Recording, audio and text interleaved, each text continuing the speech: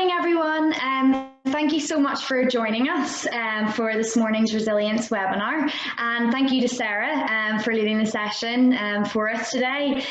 Sarah's from Bespoke Communications, and she's been facilitating our Resilience programme as part of our Centre of Learning.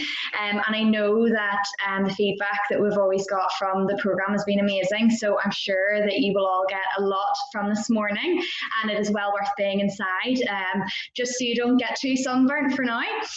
I just want to remind you about a couple of the events that we have coming up over the next week or so, just in case you haven't checked out our social media recently or our newsletters. So our session this Thursday, which is our wellbeing session, is led by Vital Nutrition, and that's all about working well from home. So Jane will be giving you kind of different bits of advice about your nutrition, just to make sure that you're looking after your physical and mental well-being. So that should be a really good morning, and that will be on Thursday. And then next week, our webinar will be led by Social BNI, Louise Brogan, and she will be basically showing you how to use LinkedIn to raise your visibility, which is really useful at this kind of time. And then on the Thursday, we will be having another wellbeing session by Claire Hegarty, and that will be optimizing your sleep. So for anyone that's maybe been struggling a wee bit with sleep, which you know is really common right now during lockdown, and this should be a really good session for everyone to join in. I also just want to let anyone know who is potentially an entrepreneur and joining us this morning that our Yes You Can initiative, which is a female enterprise programme run in collaboration with Invest NI and the 11 councils, will be returning. So we will be bringing you online sessions just to support you at this time. So our first sessions are going to be on the 11th of June, which will be meeting entrepreneurs. So if you have any questions or you want to hear about someone else's experience, that'll be a really good morning. We've got Adele Doherty from Beyond Business Travel, Grania Maher, and Vicky Blades, and we'll have a council representative. So that'll be a really good way for you to, get a bit of support and answer any questions you might have. And then on the 16th, there will be developing the entrepreneur for business startups. So that'll be mini workshops on confidence and creative thinking. So they should be really good. There'll be different dates coming through over the next few weeks for your council area. But do check it out and feel free to let me know if you have any questions at all. So we do have a busy few weeks ahead. So make sure to get yourself signed up. If you have any questions at all during this morning's session, there is a Q&A function at the bottom of your screen, and there's also a chat function. So do feel free to send through any questions that you might have throughout the morning. And at the end of the session, Sarah will be able to help with those questions. I'll kind of feed them through to her. So definitely do fill them out, and would love to hear from you, and we'll be able to go over those at the end. But thank you again, Sarah, for leading the session for us. We really appreciate it, and I hope you enjoy your morning. Thank you so much, and I think we have to give a big shout out to Nikki and to the Women in Business team for keeping us so informed, entertained, engaged, sane, I suppose, during lockdown, with everything that they've done to be connecting and reaching out to their members. So very well done, Nikki. Thank you so much. I know there's been some fantastic webinars already, but today, we're going to be talking about resilience. And I suppose with the current pandemic and lockdown, it's really tested us, hasn't it, in terms of resilience. It also underpins just how quickly and suddenly a curveball can land in and change life completely. And I suppose resilience really comes from how we deal with crises in our lives. So what I'll be doing throughout the next hour is perhaps getting you to dig a little deeper and look at how resilient you actually are. I think that we tend to look at other people and think they're the most resilient person in the world. But have you ever examined how resilient you are? What curveballs have hit you in your life, either personally or professionally? And how have you managed to come back from them, because really it is in those darkest times or those most challenging times that resilience is tested. I think a lot of people get confused and think that resilience is about coping. A lot of times we don't feel resilience because we fear the future. We fear the unknown, we fear the uncertain, and the coronavirus pandemic has absolutely made a lot of people feel terribly anxious. But that is not resilience, because the thing is, you've got to free yourself from that. You can't control what is happening. You have to try and adapt, and draw on the experiences throughout your life to say, you know what, I've coped with a lot worse than this and I can get through this. And I know the coronavirus pandemic has affected us in very different ways. There are no two people that have been affected the same way. So we'll draw on that and cover a little bit of that today. I'd love to know who's watching right now. This reminds me of presenting the news all those years ago, where I'd be sitting waiting in the mornings every half an hour during BBC Breakfast. I did that for 13 years.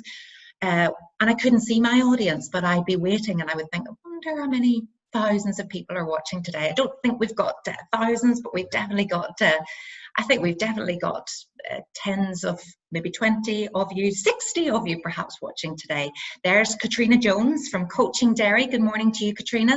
Lovely to have you with us. So chat away. There's Joanne McVeigh. Good morning, Sarah. Good morning to you. Yeah, so we're gonna start off with a quote that I actually love. You know, a ship in a harbour is safe, but that's not what ships are built for. So sometimes we have to test ourselves, challenge ourselves, risk, take those risks when they come, and that really shows us how resilient we are. And there we have Emma McCormick. Good morning. Christine White from Diversity Mark Northern Ireland. Tanya McGeehan, lovely to see you, Tanya.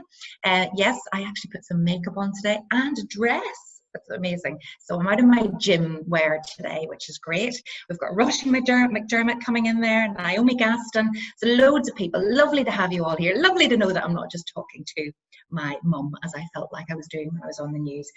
Good morning, Brenda Plummer in Derry, Mary Black, Executive Coaching, Karen from CITBNI. Who else have we got? Margaret Frew from IQEQ. Good morning to Aideen Duggan. Wow. This is fantastic. Well, great. So we're going to push ourselves a little. We're going to draw on, I'm not an expert in resilience. Can I just say that first of all? I'm not going to wave a magic wand this morning and by the end of the session, you're going to suddenly be resilient, but you're going to realize how resilient you've been in the past, and that's what we're going to try and achieve. I have had my resilience tested so much, like each and every one of you, in different ways, personally and professionally. And you know what? I'm still here and I'm still alive and nobody died. And that is really how I apply the nobody died test of things now, to see, should I be as worried about this as I am being? So that's what we're going to look at today. Another quote that, well, I live on the North Coast, and the waves are all around me. I was swimming in the sea yesterday for an hour, which was absolutely fantastic. I urge all of you to do that. And you know what? It was cold and I was in my swimsuit and it felt freezing, but once I was in and I swam for an hour, it felt absolutely amazing. So there is that lighthouse at the end of the pier, being bashed and pummeled by the waves, and that's the way it feels sometimes in life, doesn't it? Hello to Karen Green, hello to Jill Gordon from Mind Safe, Karen's from UU, of course, Suzanne Sherritt there. But coronavirus really has affected us in lots of ways, and I'd love to get a little bit of feedback from you about how you feel you've coped and how you feel you're getting through this. First of all, what is resilience? What even is that word? It's become a bit of a buzzword over the past few years. And I suppose it sprung up because of the real recognition now that, well-being and mental health, and how seriously we have to take that, especially, professionally, and employers and organizations are taking this seriously now. And I suppose they're looking at how they can build the resilience of their staff. But that requires an awful lot of support mechanisms to be there too. You can build resilience within yourself, but you're not an island and you do need support. So that's perhaps something that I'd like to share with you before we move on. Resilience protects us from burnout and stress, and I will come to that shortly as well. your mental health is really, really important. And I suppose, again, it's been tested at this current time. So yeah, we've got to look after ourselves. Self-care is really a way that you will build resilience. So a little warning, if you've got any kiddies around this morning or people in your way, I'm going to do a little tiny mindfulness exercise at the end, because I've really found that self-care, taking time to be present, not worrying about what's going to happen, not worrying about what has happened. It's only going to be a couple of minutes long at the end of the session. If that's not going to work for you this morning, please don't beat yourself up about that. That's the last thing that I want. But if you can, tell people to maybe clear off for a little while at the end and have a little bit of you time and a bit of de-stress before we get on with our day, that would be really, really good too. So what is resilience? It is the capacity to recover quickly from difficulties and toughness in life. It's also the ability of a substance or an object to spring back into shape. So it's elasticity. So those are the dictionary definitions around resilience. But whenever we're going through this morning, what we look at today is, we've touched on what is resilience, but why is it essential? How resilient are you? And I can tell you now, you're way more resilient than you think you are. How emotion, we'll look at that, how emotion can define our responses in a situation, and how we've really got to not let that emotion creep in whenever we're making decisions or we're tested. That we have to look at the evidence before we make a decision. I see a counsellor. I'm not afraid to admit that. And I find her really, really good for me when I'm going through all sorts of things in my life, to just say, well, I feel this, and I feel like I'm not a good mum, and I feel like I haven't done this right, and I don't think I'm putting enough into my work at the minute, and you know, I beat myself up a lot. And she'll say, well, what is the evidence to suggest that? And it's amazing when you look and you think, there isn't any. So we're very cruel to ourselves and very hard on ourselves, and I think we do that as women, but we also can be victims, and we also can wallow in that, and we've got to park that because it's not helpful.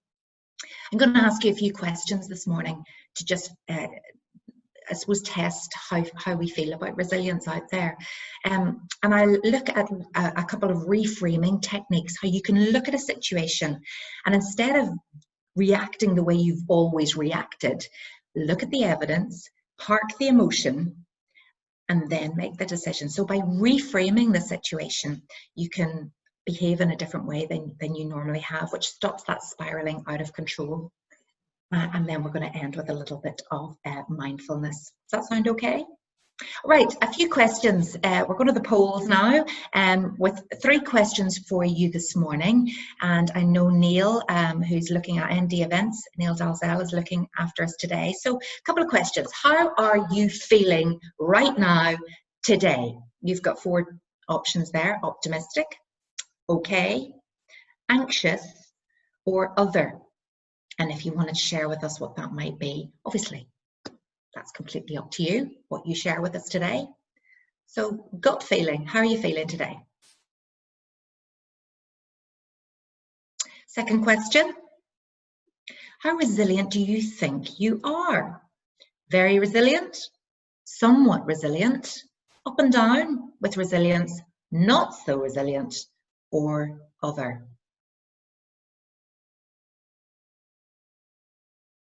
Okay, so that's 2 questions there.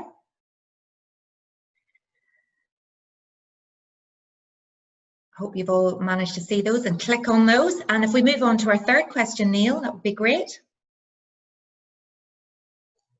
Yeah, if you just scroll down on the... Oh, sorry. I beg your pardon. I didn't realise. And that should reveal questions. There we go. Thank you. How resilient have you felt during lockdown and the coronavirus pandemic? Very resilient, surprisingly resilient, that's always a good one, somewhat resilient, or not very resilient.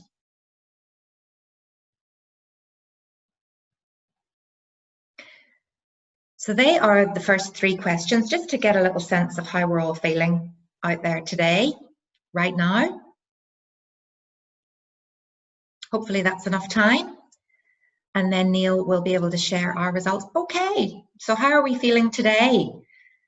Do you know what? 59% of you there say you're okay. That's the winning answer there. That's okay. Do you know what? Good enough is good enough. I love that. I love that 25% of you are feeling optimistic. We've got a few anxious people out there and other people feeling something else, but that's pretty good. What about the resilience question? Yeah, do you know what? 36% of you there feel somewhat resilient. That's good. Up and down with resilient. You know, that's me, totally. Up and down all the time. And that's when I have to challenge myself and go, okay, look at the evidence. What did I do the last time? I will cope. We'll get through this. And not so resilient, only 2% not so resilient, but that's all right too. So hopefully we can build on that today. Great. And then our last question. How resilient have you felt during lockdown? Woohoo! 50% of you have felt surprisingly resilient again. So the second answer definitely seems to be the one that everybody's going, the majority are going with this morning. 11% very resilient, 34% somewhat resilient, and 5% not very resilient. Because you see, as I said, it has profoundly affected people in very different ways. And those of you out there who are used to being in control and knowing the ballpark and recognizing every part of it, you know, lockdown has been very, very difficult, and also the challenges of all sorts of situations, whether it's a loved one with health problems, whether it's working from home, whether it's being furloughed, whether it's all of the, you know, the employment uncertainties out there. It can be very, very challenging. Others have found it a welcome release and a chance to take the foot off the accelerator. But great to have those polls, and thank you very much, Neil, for doing that. So that's good to get a little sense of, we're all feeling that we, you know, the majority are feeling that they're surprisingly resilient, and I love to hear that answer. So back to the presentation. That was there. Here's a quote that I love from Carl Jung. I am not what happened to me, I am what I choose to become. So every day we have a choice.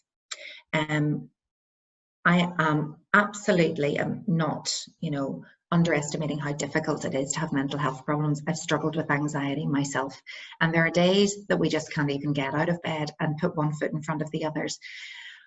But by practicing gratitude and looking at what you're grateful for every day and choosing to have a good day, there's something that happens in there that can help us reprogram our default setting at that time. So I would urge you to think about the choice that you're making every time you feel overwhelmed, you feel stressed, you feel anxious, you feel uncertain, and try to choose to think differently about it. So there I am with my lovely business partner, Camilla Long, who I think is joining us this morning and has taken one of these sessions previously. So Camilla and I set up Bespoke Communications 5 years ago after, I suppose, a real test of my resilience.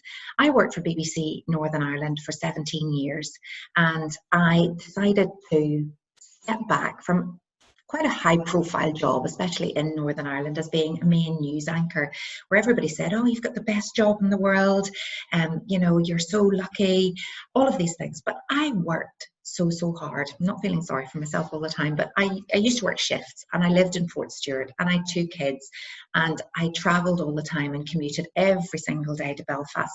For a long period of time, it was getting up every morning at 4 o'clock in the morning. And can I tell you, there were days that I found it very hard to choose to be happy and have a good day, especially in the middle of winter when the alarm went off. But I did it because that's what I did, and I was the gerbil in the wheel. And then, you know, with that job came a lot of interest in me as a person, and people wanted to do interviews, and there was always the question, oh, you know, the glamorous mum of 2, how does she do it? How does she manage? How does she have it all? Is it possible to have it all? No. And I didn't have it all, but that wasn't what people wanted to hear. They wanted to hear how I coped. Now, I'm not saying it wasn't fantastic, it was absolutely amazing, but I really didn't see my children at all. And I relied on a support network around me to do all the school pickups, go to the parent-teacher meetings, go to the sports days, go to the nativity plays, and it didn't make me happy. I did it for a long time because I thought, I've trained as a journalist, this is what I wanted to do. But of course, when you're 18 and you embark on a course at university, you never really understand what it's going to be like to work in the industry and then have a family. And it really wasn't very conducive to having kids. Now, the support I had, especially from my parents, who helped me with the childcare, was incredible, and I couldn't have done it without my mum. But there was always that deep sense of, yes, the guilt, but there was always a sense of, is this really what it's all about? Just work all the time? And I did reach a certain point. My father became ill with dementia very, very young, just in his early 60s, and he was a workaholic. And I looked at him and I thought, he was work, work, work, and then we're going to retire, Mary, and we'll travel the world and we'll go on cruises. He didn't get to do any of that. And that was a massive wake-up call for me. So at the age of, I suppose, 39, an opportunity came up to take voluntary redundancy, and I did it. But oh my goodness, the internal wrangle over, you know, at that stage I was the main breadwinner in the house, you know, who would pay the mortgage. But I had an opportunity to go to a different job. Now, there was no security with this job. It was to present a program called The Magazine Show on UTV. Maybe some of you might remember it. But I had a normal work-life balance. It would be a 9 to 5. I still had to commute to Belfast, but I got my summers off, and it just seemed like a gift, and it was too good a gift to turn down, and it would allow me more time at home with my family, and indeed to support my parents, who no longer could provide that childcare anymore. So I took probably the biggest risk of my life, and I walked away from that pensionable, incredible job. Did I regret it? No. I felt this massive sense of relief, and I couldn't believe it. I couldn't believe that had happened. I had worried and worried and worried about giving up such a great job for so long that it was making me ill, and I had to take, you know, some time off just to get my head together. But when I did it, I knew that that's what I needed to do.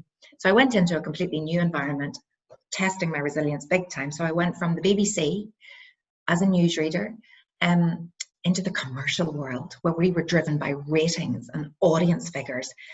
And I found that a massive struggle. So, you know, better the devil you know. It perhaps wasn't the most comfortable experience for me, but my goodness, did I grow as a person. Every time we'd go on air, the next day you would come in and you would know by the manager's face how many people had watched or how many people hadn't watched. And I felt massive responsibility as the presenter of that program to be able to cope with that. I felt personally responsible if the audience figures weren't good, but I had to do an awful lot of work on myself and say, you know what, I'm doing my best, and I'm trying to adapt, and I'm trying to be flexible. But it really did test my resilience. And then after 2 years of that constant, oh, was I good enough?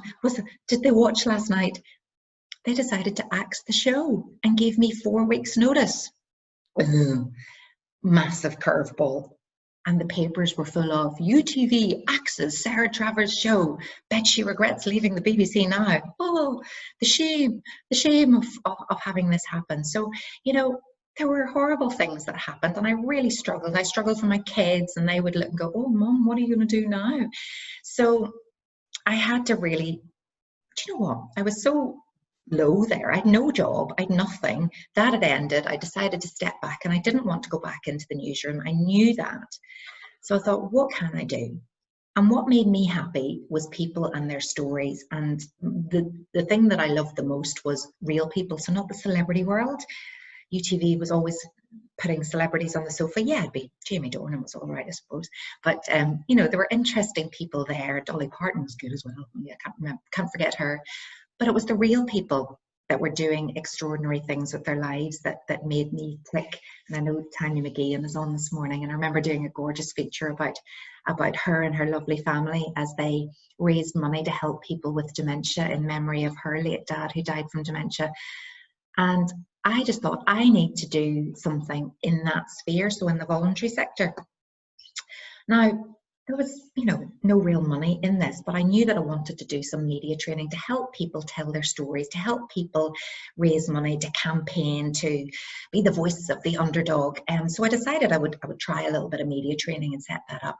And I met Camilla then through that. I didn't know her from Adam 5 years ago, and now we are work wives, we say. So you've no idea what's around the corner when you take a risk. So Camilla was working at Ulster University at that time, and she was in charge of a big pot of European money to be spent in the creative industries outside of Belfast. So I went to her, never having pitched for anything in my life, and said, hi, I'd like to do some media training for the charitable and voluntary sector. And she went, that's nice, that's lovely. But unfortunately, that pot had run dry and there was no money there. However, after I left that meeting, I thought, I really need to work on my pitches. I have no idea what I'm doing here. I have no idea how to persuade people to come with me on a journey. But Camilla and I decided to talk after that, and we both recognized that maybe we had skills that we were totally different. She was a computer scientist, I was a journalist, but she was used to facilitating training courses. And she said, you know, will we give this a go? So it was a complete pilot, a complete shot in the dark, but we'd absolutely nothing to lose. We didn't have to open a premises. We didn't have massive overheads. We just designed a course and we went out there and we pitched it, and it started to work. And, 5 years on, we're so blessed to have worked with thousands of individuals now, both here and across the water and in the Republic, to help people tell their stories, whether in a presentation, whether on a webinar like this today. We've had to adapt an awful lot. So, we've had 5 years and we've kind of thought, well, we'll start with the media training, we'll do a bit of presentation skills training. But here I am today talking to you about resilience. So you just don't know what doors are going to open as soon as you take that risk. And I think that's the thing. You can have your eye on a goal, a long-term goal, but you kind of have to be able to see to the sides, to the periphery, to take the opportunities and give them a go. I mean, if you've got nothing to lose and you've only one way to go, which is up, then why not? So it's been a fantastic adventure until coronavirus hit. And, up until, a couple of months ago, we were out training all the time, delivering face-to-face. And suddenly, all of our business dried up. I'm an event host as well. I should be doing award ceremonies in lovely frocks and standing on the Titanic steps with Pete Snodden. All of those have gone away. So, big jolt to the income.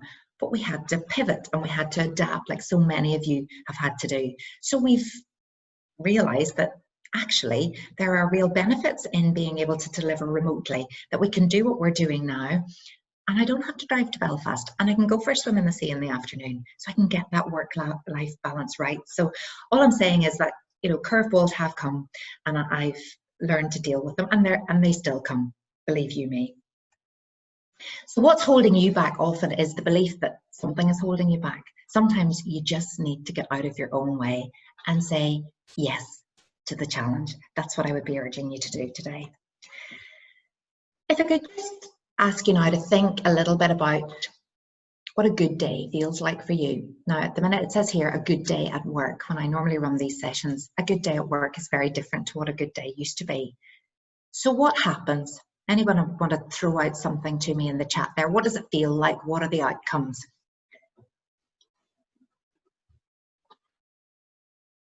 So a good day at work, I like to be productive. So I like to set a little list, and believe you me, it's a little list because I've realized that I can't do too much in a day. So getting through the to-do list is such a tick. Do you love lists? Do you love ticking? I love a good tick. You feel productive. Yep, brilliant. There we go. Jill Gordon, I feel productive, like I've achieved something. Joanne McVeigh, being able to separate work from home, very challenging for us. Feeling valued, that's a massive one for people. Yeah, getting through the to-do list and urgent queries answered. Brilliant. So you're really good there, Suzanne, at answering the urgent queries. I can't cope with urgent queries because I have still my to-do list, and that wasn't on my to-do list. Making a difference, Karen Green there for her colleagues. Isn't that lovely? Gillian McQuaid there to motivate the team. That's fantastic.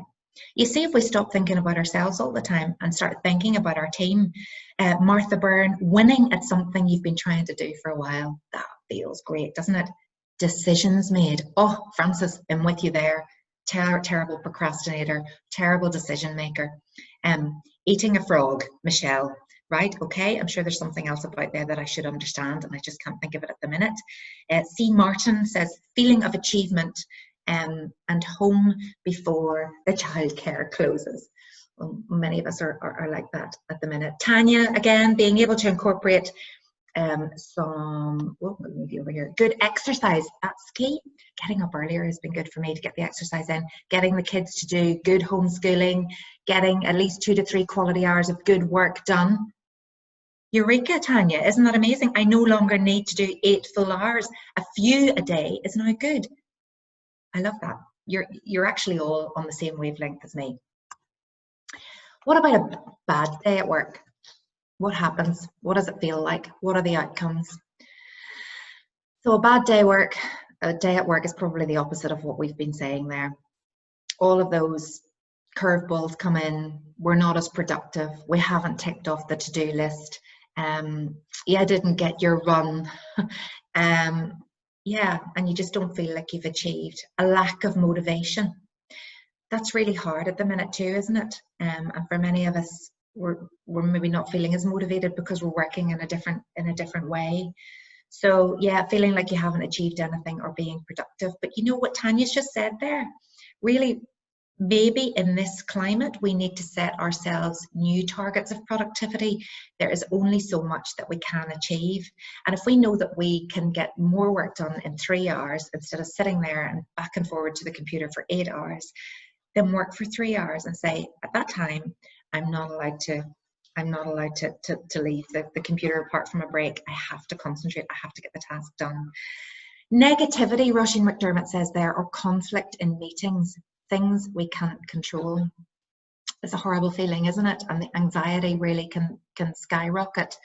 And that's where I would urge you to try and treat others the way you would like to be treated. So, you know, not if you are a leader or you're a manager, that you're not putting so much pressure on other people all the time. Maybe they can't cope with that, but also standing up for yourself. And if you have somebody that's asking you to do too much, that you say, I can't achieve that at this moment in time, because really at the end of the day, nobody will die if you don't do this, unless you, I suppose, are a key worker at the minute.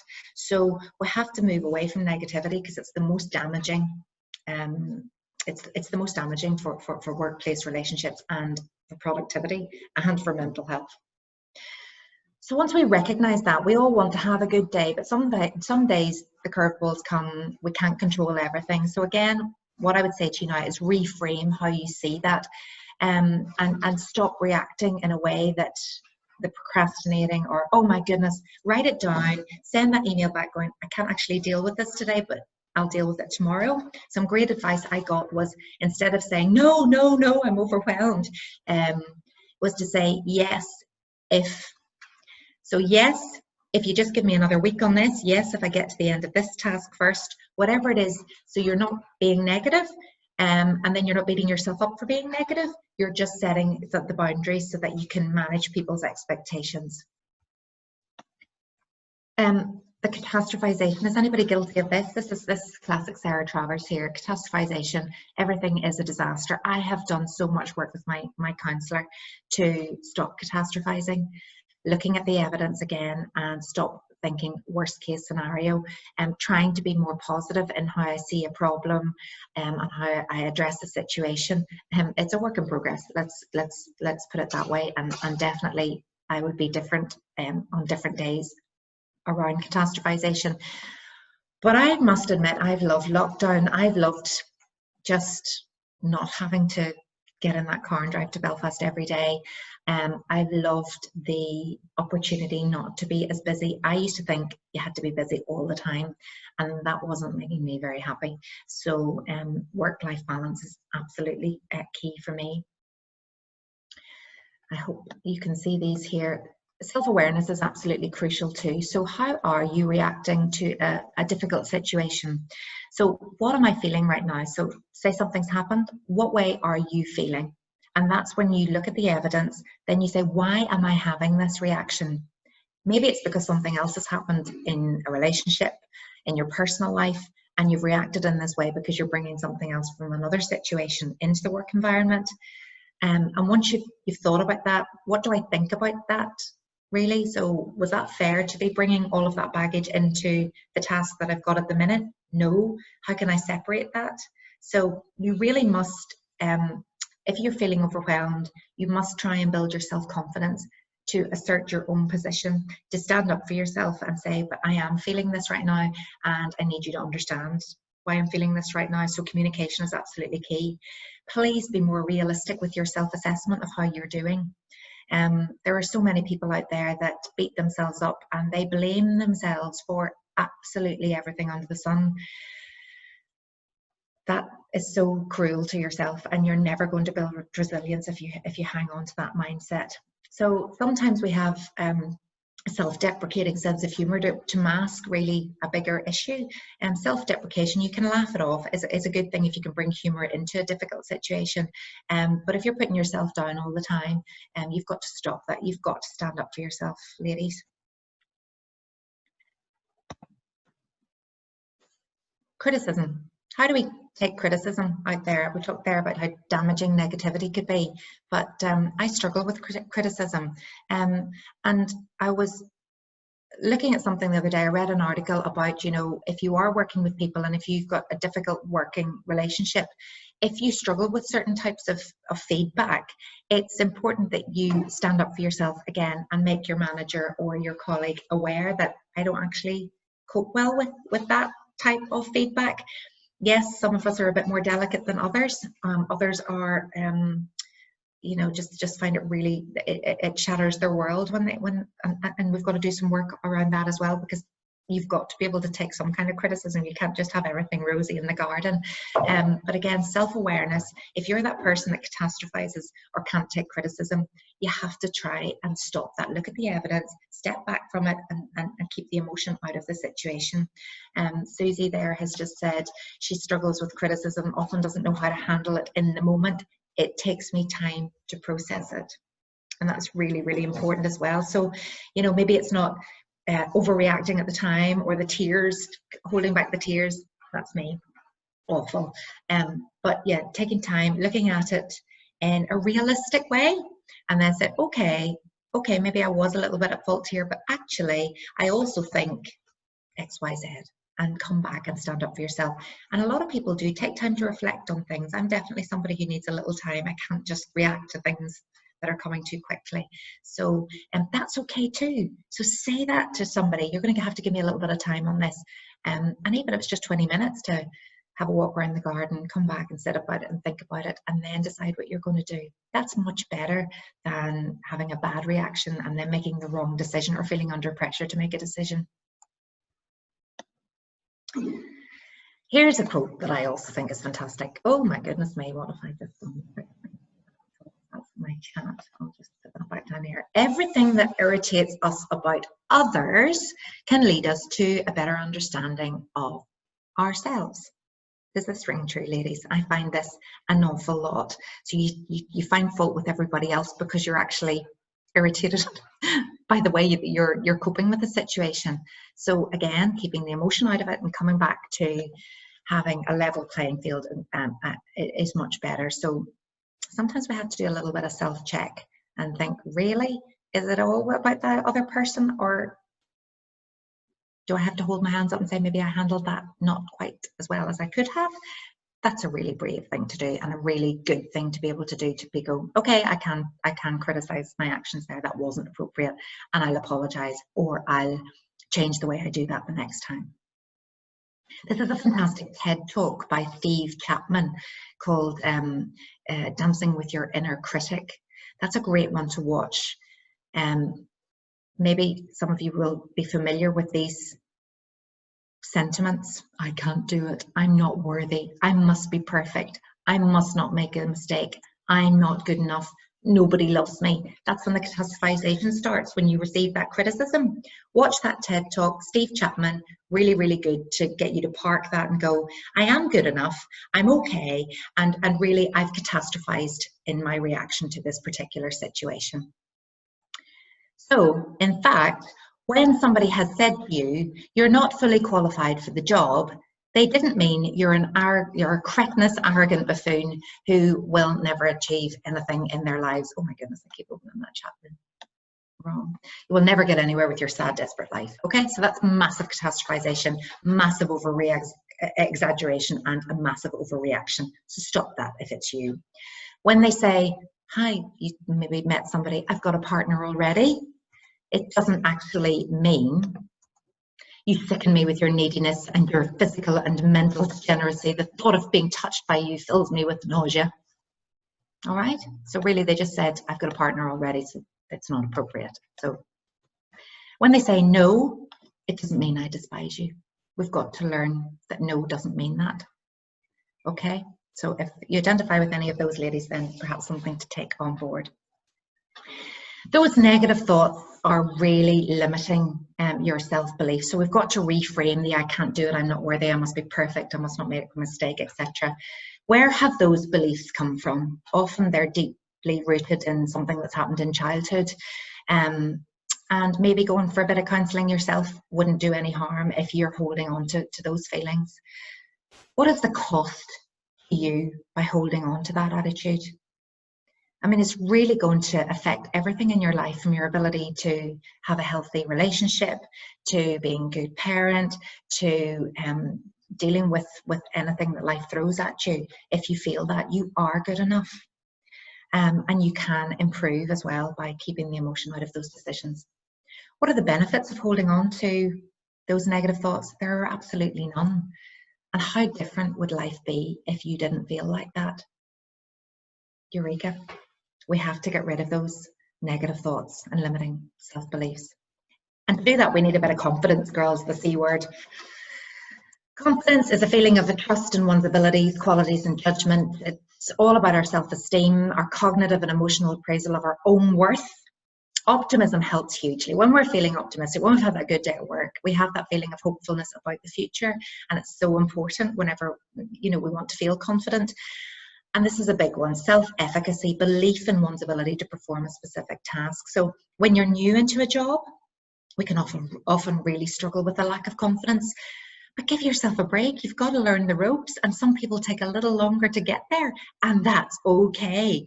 But you know, if we're constantly feeling that we shouldn't be in that job, or we don't want to be in that job, and maybe we've been there for 12 years or something like that, maybe it's time to think about life differently and what you do. The big syndromes affect women, and maybe this is you out there. The tiara syndrome. So many of us in work feel that we have to be praised. So maybe you've grown up in a household where you go, well done, good girl, you did a great job, it was fantastic, and you thrive and you feel fantastic to get that feedback all the time. And when you don't get it, you're kind of like, I'm terrible, I must be awful, this is awful. We've got to do some work on that. Take that tiara off, and you know, if you want the feedback, go to them and say, was that okay? Did I do a good job there? Rather than beating yourself up after it. The fact is, you probably did do a good job, but you're not going to get that praise all the time. If you're a leader, can I urge you to praise your team more and motivate the team, and do give them the back slap every now and then, because it's so important. And then the massive one, imposter syndrome, when you feel like, why am I doing this job? How did I get to this position of responsibility? How did I get here? And that's something that holds a lot of people back as well. That TED talk by Steve Chapman will really help reframe how you see the imposter syndrome. There's a great TED talk by Amy Cuddy as well about, so for me, 22 years old, had a baby at that age, 23 years old, suddenly reading the news on BBC Northern Ireland. How did I get here? The imposter syndrome was massive. So I kind of played a role. I became a shinier version of myself. I had to be a more confident version of myself. And it did feel like an act. And my friends laughed when they saw me on the telly, and they said, what are you like? Because I was probably speaking very well and very proper, and not the way I was when I was out with them on a Saturday night. But I had to do a lot of work on that. And one day, okay, some people say that's very fake and it's not authentic, but it's just being a shinier version of yourself. It's that swan gliding and then the feet are going underneath. And that's all right, because one day you will become that person. So a little bit of work perhaps around imposter syndrome for some of you out there. That is Katty Kay, who's a brilliant news anchor in America. She says we should act more, think less, and be authentic. So every time you enter a new challenge, and this really tests me, I keep doing the wrong thing on the screen, sorry ladies. Every time you enter a challenge, you're going outside your comfort zone. That's why we hate it. You're taking a risk. but you're closing that confidence gap. It takes more confidence to take risks. I used to think, what's wrong with being in a comfort zone? And there's nothing wrong with it, ladies. But you don't want to get into that feeling of rust out. So by closing the confidence gap, Catty Kay says, for that, we thank you. We need more people to be doing things like that. To move all of these things out of the way. Having control over your life is not being able to choose what happens. It's about being able to deal with it. And coronavirus has tested us with that. But sometimes not being in control is the most beautiful, liberating thing in the world. It's like being 2 years old again when you've no inhibitions. You know, so don't be afraid of not being in control. Run with it. It's quite exciting. Maybe you could think about who's the most resilient person you know and why. And maybe you want to share with me. Sometimes it might be your mum. Sometimes it might be your grandmother. Sometimes it might be a boss at work. Sometimes it's a colleague. I bet you that person doesn't feel that they're resilient. If they're still with us, do you tell them that you think they're really resilient? Because they perhaps don't. People used to say that to me at all, and I'd say, oh my goodness, I don't feel resilient at all. But then when I looked at the evidence, you know, I had come through a lot, really. So who's the most resilient person you know and why? Maybe you need a bit of time to think about that one. Ultimately, it's all about choice. It's a mindset. Imagine you've been asked to speak at a Women in Business conference on your career journey. Depending on the mindset that when that request, imagine that came in today, that you're going to be asked to do the next online Women in Business conference on your career journey to date. Depending on your mindset at the time, you're going to react in a completely different way. So if you're feeling ambitious, you're going to seize the day, carpe diem. If you're feeling resentment, you're going to be full of anxiety, self-doubt, and you're not going to give a good performance. If you've got that resigned, I suppose I better do it, oh gosh, I'll just have to get on with it. Again, you're not going to have that fabulous optimism that we need. Acceptance. I've been asked to do this, I'll give it my best shot, off we go. That's a great mindset to have. And overwhelmed, that, you know, would probably be a reaction that many of you out there might have, but it's just another task. It's a big risk. Yes, public speaking, as I know, is challenging. I feel nervous every single time. Those nerves are your friend. They keep you fresh. They keep you on your toes. They keep you safe. Just looking here from Mary Black. My brother and sister-in-law are the most resilient people she knows after the loss of their beautiful son at 32 years. We don't need to say anything more than that. That requires huge resilience. Just imagine you're feeling overwhelmed with working from home in this new remote way, and it's unlikely that you're going to meet your deadline. Again, you can choose how you feel about that, depending on maybe those different mindsets: ambitious, resentment, resignation, acceptance, overwhelmed. Choose to feel a different way the next time the challenge comes.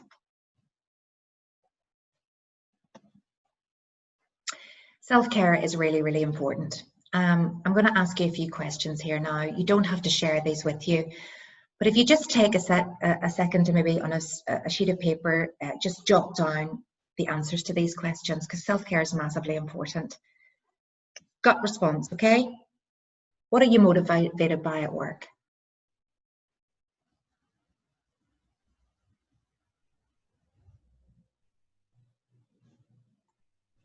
Two, do you have your own rules when it comes to work? What are they? Do you ever break them?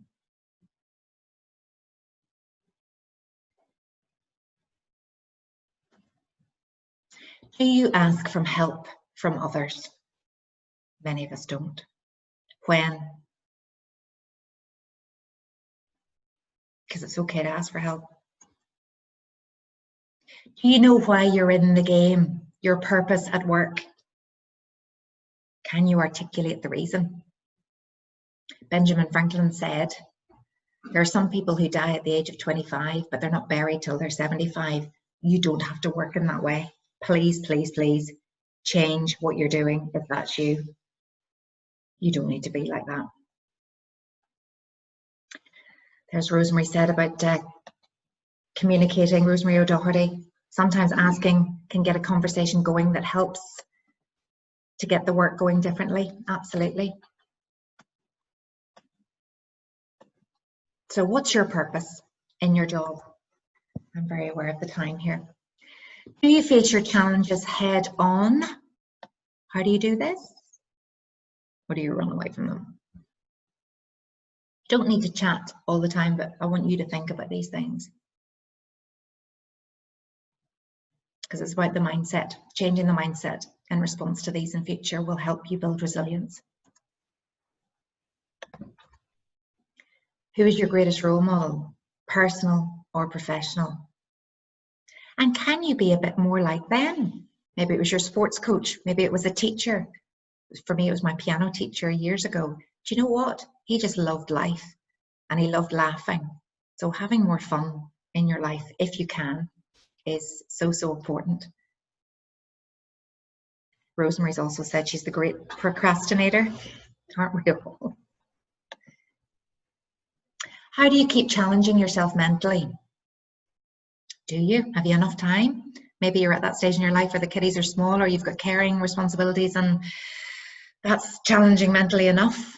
But do you push yourself? Do you learn new things? Do you keep fresh?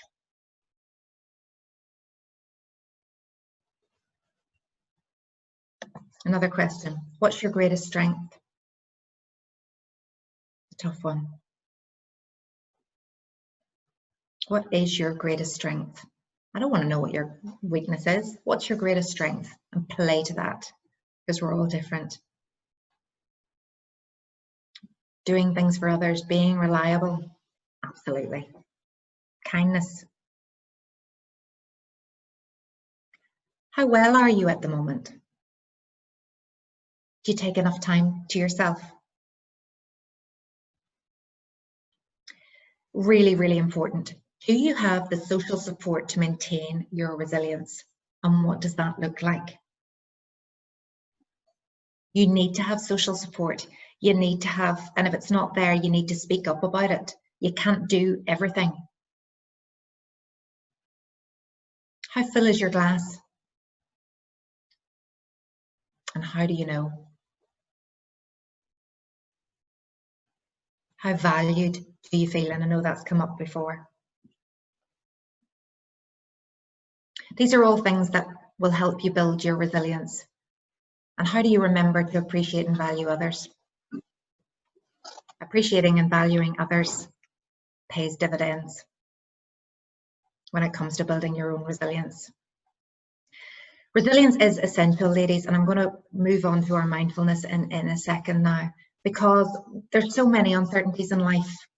Shifting goalposts, new technology, working from home, excessive workloads, team conflict, bullying, unable to disconnect from work, managing expectations, employment uncertainty for many, low morale, employee, boosting your team, managing poor performance, having difficult conversations.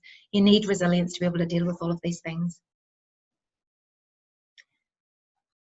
But if I could leave you with anything, it's good enough is okay right now. So we're in unprecedented times here, and it's okay not to be as productive as you were. You've got lots of things. There's lots in your head. I think what coronavirus and the pandemic has taught us is we need to work in a different way. We cannot burn out from stress, and our resilience helps us not do that. So being resilient is being able to say, I'm good enough, and okay is okay right now, and that's all I need to be. Neil, I think you're going to help me with doing a little bit of a mindfulness session just at the end. We're going to play a little something to just take a deep breath, close our eyes for a second before we begin our day. It's just a couple of minutes. So if you're sitting comfortably, Neil, hopefully you can hear me okay, and you can help play this for me. It's an American accent, but hopefully we can move on to that. So hope you're all sitting comfortably.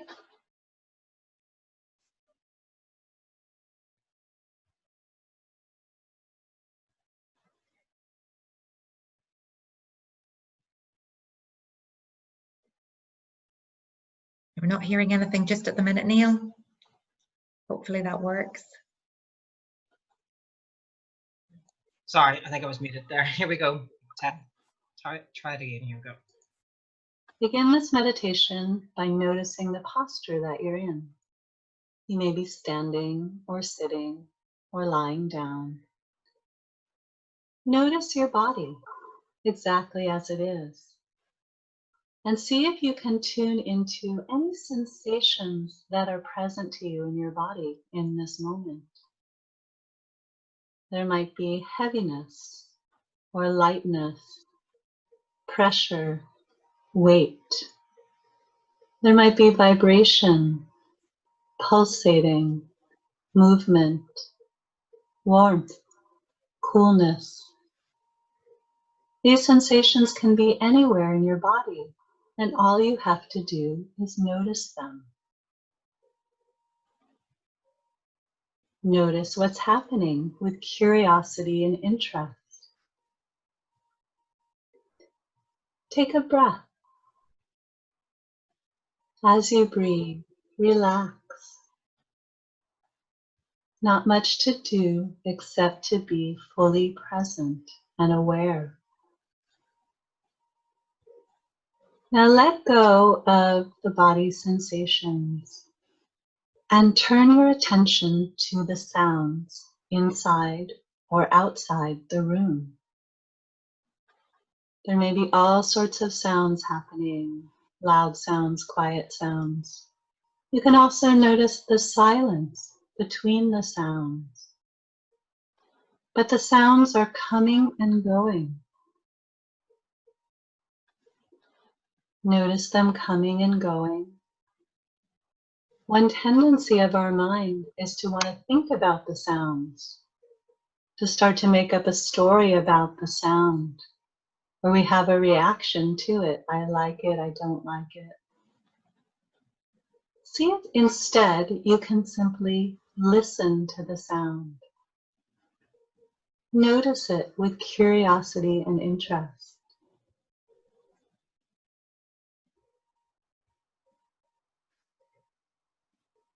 The sounds are coming and going.